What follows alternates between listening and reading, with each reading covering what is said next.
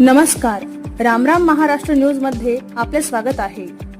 दौंड तालुक्यामध्ये वन विभागाची मनमानी आणि अजब कारभार, संपूर्ण तालुक्यात वन विभागाच्या कारभारावर प्रश्नचिन्ह। पाहुयात आमचे प्रतिनिधी गणेश दिवेकर यांचा सविस्तर रिपोर्ट।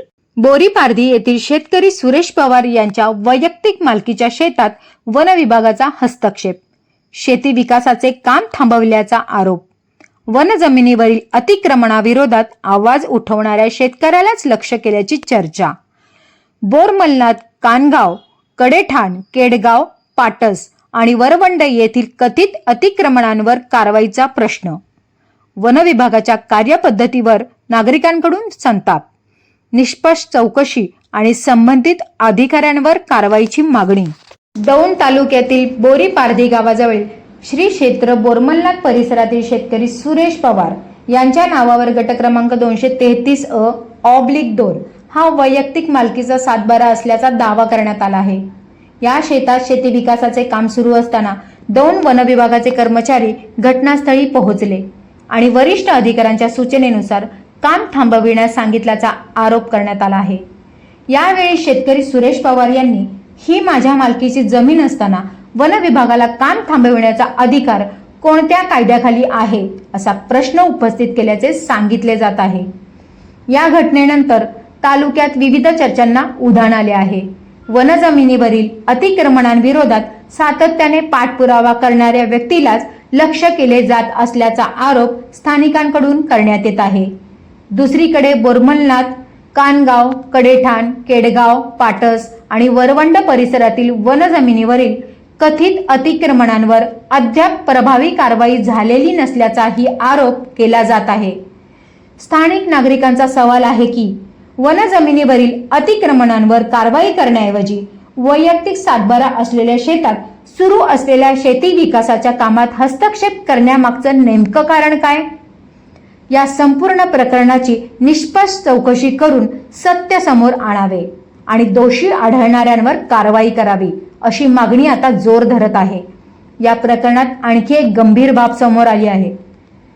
संबंधित घटनेचा व्हिडिओ समोर आल्याचे सांगितले जात असून त्यामध्ये वन अधिकारी वीर मॅडम सामान्य शेतकऱ्याला काम थांबविण्याच्या सूचना देताना आणि आवश्यक असल्यास फौजफाटा घेऊन कारवाई करण्याचा इशारा देत असल्याचे दिसत आहे।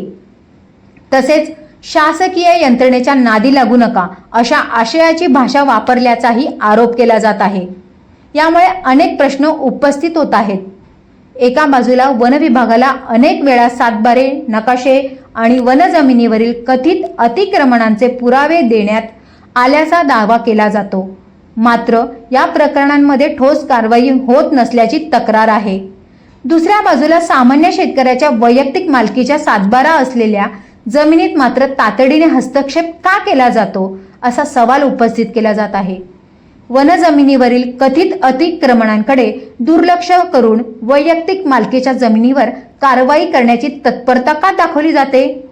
सामान्य नागरिकांशी अशा प्रकारची वागणूक योग्य आहे का? आणि जर व्हिडिओतील आरोप सत्य असतील तर संबंधित अधिकाऱ्यांवर चौकशी करून कारवाई कधी होणार असे प्रश्न आता दौंड तालुक्यातील जोरदार उपस्थित केले जात आहेत। टिप: या भागातील सर्व आरोप संबंधित शेतकरी व स्थानिक नागरिकांनी केलेल्या दाव्यांवर आधारित आहेत। संबंधित व्हिडिओची स्वतंत्र पडताळणी झालेली नाही। वन विभागाची अधिकृत भूमिका प्राप्त झाल्यानंतर तीही प्रसिद्ध करण्यात येईल। दरम्यान या प्रकरणाबाबत वन विभागाचे दौंड RFO श्री राहुल काळे यांच्याशी आमचे प्रतिनिधी गणेश दिवेकर यांनी फोनवरून संपर्क साधला असता श्री काळे साहेब यांच्या म्हणण्यानुसार अद्याप कुठलाही त्या ठिकाणावरून अतिक्रमण झालेला अहवाल माझ्याकडे आलेला नाही आणि वहिवाटीत असलेले शेतकऱ्यांना जे वाटप झाले आहे त्यांच्या वाटप क्षेत्रामध्ये कुठल्याही प्रकारचे शेती डेव्हलपमेंटचे काम करण्यास आमची हरकत नाही अशा प्रकारे श्री राहुल काळे यांनी त्यांची भूमिका स्पष्ट केली। या प्रकरणात पुढे काय घडते याकडे संपूर्ण दौंड तालुक्याचे लक्ष लागले आहे। वीर मॅडमच्या सांगण्यावरनं मी इथं आलो म्हणून काम त्यांनी बंद करायला सांगितलं होतं, ते मी माझं काम केलंय. अहो, पण हे काम माझा वैयक्तिक हा 7/12 आहे आहे की, मला तुमचा मान्य फॉरेस्टचा आहे का नाही. नाही? मग तुम्ही जर माझ्या वैयक्तिक 7/12 येऊन जर काम बंद पाडत असणार ते कितपत तुम्हाला शोभतं? ते आता वरनं आम्हाला आदेश आला, आम्ही आलो. हा बरोबर आहे. पण हा मग आता काळे साहेब बी फोन उचलत नाही, ती वीर मॅडम बी फोन उचलत नाही, तिसरं जैनक साहेब बी फोन उचलत नाही. पण तिन्ही बी मीटिंग मध्ये म्हणून तर चालतो मी. हा आज दौंड तालुक्याचं रेकॉर्ड काय आहे तर हप्तेखोर आहे तुम्ही फॉरेस्ट वाले. बरोबर आहे की. खरंय का खोटं आहे? तुम्ही हप्ता खाता का नाही, तुम्ही खाता वरचा खाता हे आम्हाला माहिती का नाही? मग तुम्हाला सर्व परिस्थिती माहिती असताना एखाद्या 7/12 जाऊन तुमची ह्या माझ्या 7/12च्या बाजूला फॉरेस्ट आहे ना, ही तरी तुम्हाला माहिती आहे का? नाही माहिती. बरोबर आहे ना? आज तुम्ही रिटायरमेंटला आलाय, फॉरेस्टला तुम्ही कामगार आहे, इथपर्यंत बरोबर आहे. मग तुम्ही आज माझ्या इथं साधं JCB मी आणलेला, मी शेतात काम करतो, हा तुम्हाला अधिकार कोणी दिला काम बंद पाडायचा? आता आमच्या वरले जे काय वरिष्ठ कोण आहे त्याचं नाव सांगा ना. काळे साहेब, आपलं हे वीर मॅडम. वीर मॅडमनी का काळे साहेबांनी बंद पाडलं? वीर मॅडम. वीर मॅडमनी बंद पाडलं. हा त्यानंतर काळे साहेब का फोन उचलत नाही? मला काय माहिती. काळे साहेबांचं आणि वीर मॅडमचा फोन झाल्यानंतरही काम बंद पाडलं असं. आणि त्याचा बबलू होलेचा फोन आला तुम्हाला, तुम्ही म्हणला नाही. मग कोणाचा फोन आला? मला वीर मॅडमचा झाला. काय आला? की बाबा तिथं त्या बोरमलनाच्या तिथं काहीतरी चाललंय, हा ते तिथे जाऊन ते काम बंद करा. बरोबर आहे. आता मधले साहेब तुम्ही फॉरेस्टला किती वर्ष झालं कामाला? 2च वर्ष राहिल्यात माझे. 2 वर्ष राहिले. हा. मग आता तुम्हाला इतपत तरी माहिती पाहिजे 28 ना? वर्ष घासलंय मी. बरोबर आहे. मग आता तुम्हाला एवढं थोड्या साध्या गोष्टी कळायला नाहीत का? काय? की बाबा ह्या पॉवरचा 7/12 येतं, मग आपण कसं बंद करावं? सांगितलंय की ते म्हणले एवढ्या 2-3 दिवसात इथली मोजणी होणार आहे. हा. मोजणी झाल्याच्या पुढे त्यांना म्हणावं काय करायचंय ते करा. बरोबर आहे ना? हा. मग मोजणीला 4 वर्ष झालं होते तुमची मग मोजणी. आता तसं मला सांगितलं म्हणून मी इथं आलो. बस एवढंच. जरा तुमची चावी काय? हा. हा. कोणत्या साहेबांना? काळे साहेबांना काय म्हणले ते? फोन करा म्हणजे. करा बरं काळे साहेबाला फोन. हा? काळे साहेबाला फोन करा की. आता ते मीटिंगमध्ये मॅडम कोणते राठोड मॅडम काय म्हणल्या त्या? बंद करा. बंद का करायला लावलंय? काहीतरी कारण असेल ना. पप्पा आहेत का घरी?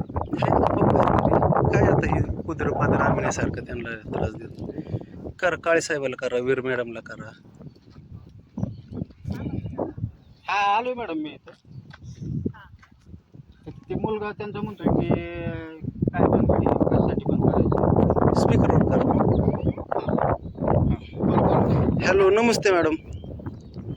आवाज यायला वाऱ्याचा आवाज येतोय सगळा. हा बोला मॅडम नमस्ते. वाऱ्याचा आवाज येतोय सगळा, नीट आवाज येत नाही. कोण बोलतोय?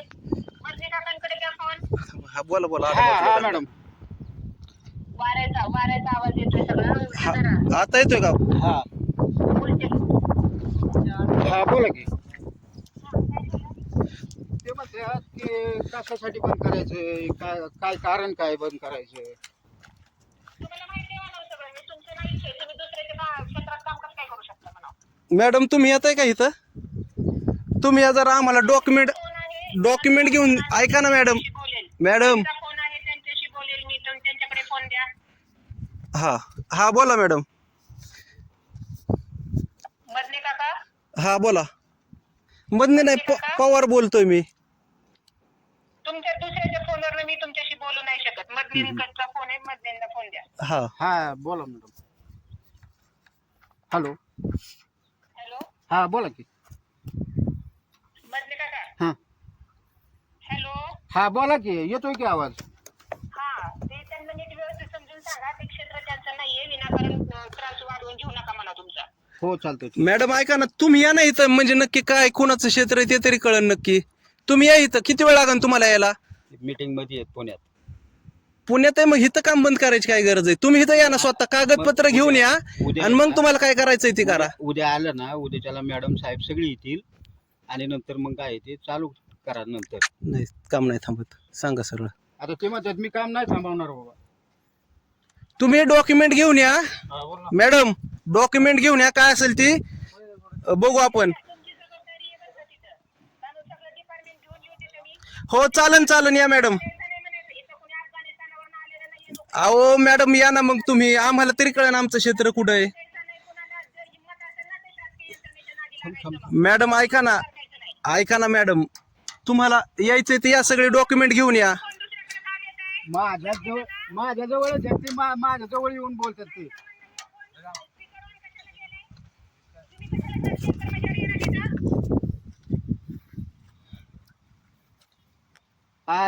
हा बोला की.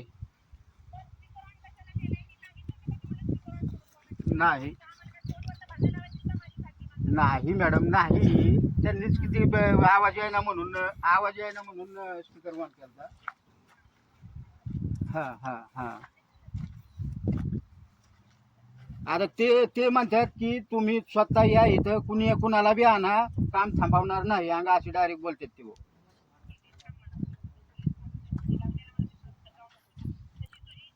तुम्ही पण या म्हणाव, नुसतं पोलीस नका पाठवू, तुम्ही पण या, म्हणजे कळलं आम्हाला नक्की आमचं क्षेत्र कुठं आहे ते तरी कळायला पाहिजे आम्हाला. हो हो प्लीज या लवकर, हा इथंच आहे मी. मी सुरेश पांडुरंग पवार.